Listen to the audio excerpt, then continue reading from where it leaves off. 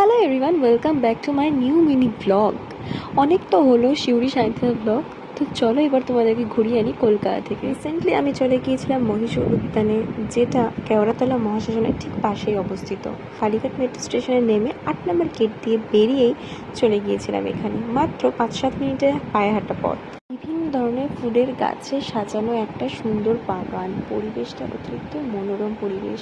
ভেতরে আছে দুটো মন্দির, একটা মহাদেবের মন্দির, একটা শ্রীকৃষ্ণের মন্দির। সেখানে নিত্য পুজোও করা হয়। তোমরা কিছুক্ষণ চাইলে শান্তিতে বসতে পারো। টাইমিংটা বলে দিই, দুপুর 2টা থেকে সন্ধ্যা 8টা অবধি এই বাগান খোলা থাকবে। ও হ্যাঁ, আর এখানে কোনো রকম এন্ট্রি ফি লাগবে না। সো তোমরা অবশ্যই চলে এসো কোনো কিছু না ভেবে। আমার তো জায়গাটা খুব ভালো লেগেছে। তোমরা চেষ্টা করো সন্ধে লাগার আগেই ঠিক পড়ন্ত বিকেলবেলায় চলে আসার। তো আজকে ভিডিও এই পর্যন্তই, দেখা হচ্ছে পরের ভিডিওতে। ততক্ষণ সবাই খুব ভালো থেকো, আর ভিডিও ভালো লাগলে like, comment, share and follow করে দিও। আজকের মতন টাটা।